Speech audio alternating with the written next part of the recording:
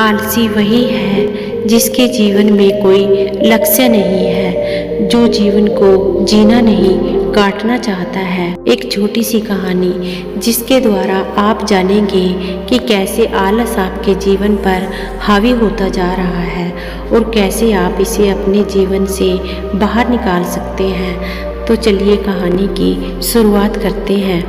एक बार एक नौजवान लड़का एक महात्मा के पास आता है और उनसे पूछता है कि मुझे आलस क्यों आता है। फिर वे महात्मा उस लड़के को उत्तर देते हुए कहते हैं कि आलस आने के दो कारण हैं। पहला कारण यह है कि जीवन में कोई बड़ा लक्ष्य न होना और दूसरा कारण यह है कि हमारा मन और शरीर कैसे काम करता है उसकी समझ न होना। जिसके जीवन में कोई बड़ा लक्ष्य नहीं है उसके जीवन से तो आलस जा ही नहीं सकता, लेकिन जिसके जीवन में कोई लक्ष्य तो है लेकिन उसे अपने शरीर और मन की समझ नहीं है, वह भी आलस की चपेट में आ जाता है। हमारा मन बहुत ही बड़ा कलाकार है, यह हमें मूर्ख बनाने में ज़्यादा समय नहीं लगाता है। अगर तुम ध्यान करना चाहते हो तो यह तुमसे कभी भी ध्यान करने के लिए मना नहीं करेगा। यह तुमसे कहेगा कि ध्यान करना ब्रह्म मुहूर्त में ज़्यादा अच्छा होता है। अब ना तो तुम ब्रह्म मुहूर्त में उठ पाओगे और ना ही तुम ध्यान कर पाओगे। ये तुम्हें धन कमाने के लिए कभी भी मना नहीं करेगा, लेकिन ये तुमसे कहेगा कि धन ही सब कुछ थोड़े होता है और ये कभी भी तुम्हारा विरोध नहीं करता है, बल्कि यह तुम्हें मूर्ख बनाता है। और कमाल की बात तो यह है कि तुम मूर्ख बनते हो। फिर वह लड़का उस महात्मा से पूछता है, तो इसका समाधान क्या है महात्मन?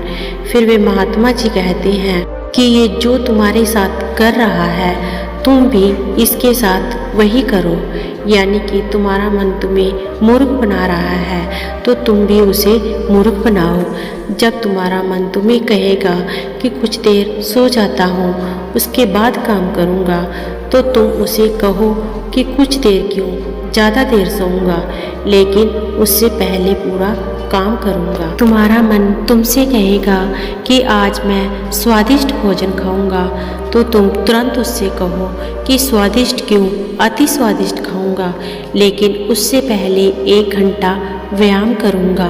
फिर वह व्यक्ति उस महात्मा से पूछता है कि लेकिन कब तक मैं अपने मन को मूर्ख बनाऊं? फिर वे महात्मा उससे कहते हैं कि जब तक तुम अपने आलस से मुक्त रहना चाहते हो तब तक तुम्हें अपने मन को मूर्ख बनाना होगा। फिर वह व्यक्ति पूछता है कि कभी कभी तो ऐसा होता है कि मुझे अफसोस होता है कि मैं अपने जीवन में कुछ भी नहीं कर पा रहा हूँ, क्योंकि मेरे भीतर से तो कुछ करने का मन ही नहीं करता। फिर ऐसी स्थिति में स्वामी मैं क्या करूँ? महात्मा कहते हैं कि मन को तो मूर्ख बना सकते हो, लेकिन शरीर को तुम्हें समझना होगा। हमारा शरीर चलता है भोजन से, और अगर तुम मरा हुआ भोजन खाओगे तो तुम्हें ऊर्जा कैसे देगा? मरे हुए भोजन का अर्थ यह है कि ऐसा भोजन जो व्यक्ति सिर्फ अपने स्वाद के लिए खाता है, जिससे शरीर का उचित विकास नहीं होता है, जैसे कि मिठाइयाँ, बर्गर, पिज्जा आदि। इसलिए भोजन ऐसा करो जो तुम्हारे भीतर ऊर्जा पैदा करे, न कि आलस, जैसे कि फल और घर का सादा भोजन आदि। फिर वह लड़का महात्मा से पूछता है कि महात्मन मैं शुरुआत कैसे करूं? महात्मा जी कहते हैं कि शुरुआत करो एक बड़ा लक्ष्य निर्धारित करने से, यानी एक बड़ा लक्ष्य बनाओ।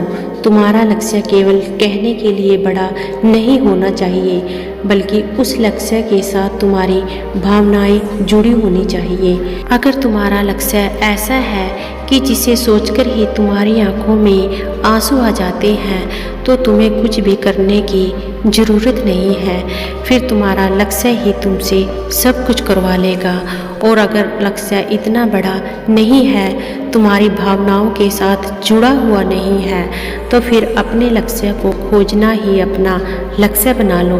जिस प्रकार भगवान गौतम बुद्ध ने बनाया था, उन्हें पहले अपना लक्ष्य थोड़े ही पता था कि वह मिल जाएगी मंजिल। वो तो सिर्फ निकल पड़े थे, आशा थी मन में, लेकिन वो भी टूटने लगी थी। लेकिन अंदर से प्यास इतनी गहरी थी कि लक्ष्य को पाकर ही रही। जब तक तुम्हें यह नहीं पता चलता कि तुम्हारा लक्ष्य क्या है, तब तक तुम अपने मन को मूर्ख बनाते रहो, जैसे कि वो तुम्हें बना रहा है।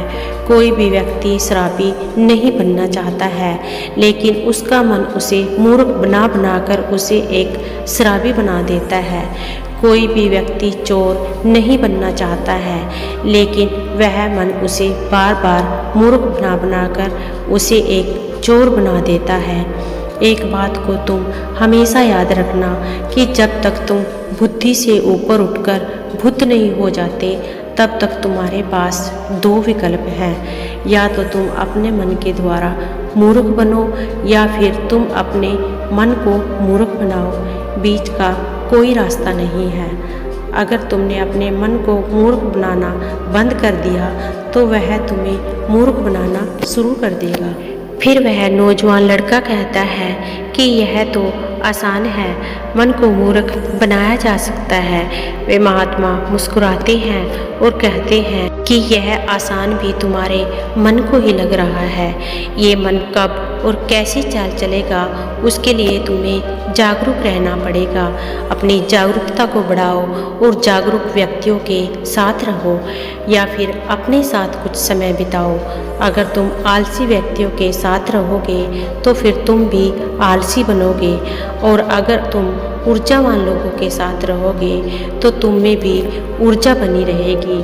फिर वह लड़का महात्मा जी से कहता है कि मुझे अपने मन को मूर्ख बनाना अभी और इसी वक्त से शुरू कर देना चाहिए। महात्मा कहते हैं कि हाँ, सही कहा तुमने, सही समय की प्रतीक्षा करना भी इसी मन की एक चाल है। इसलिए अभी और इसी वक्त से काम पर लग जाओ, क्योंकि जीवन वह नहीं है जो हमें मिला है, जीवन तो वह है जो हम बनाते हैं।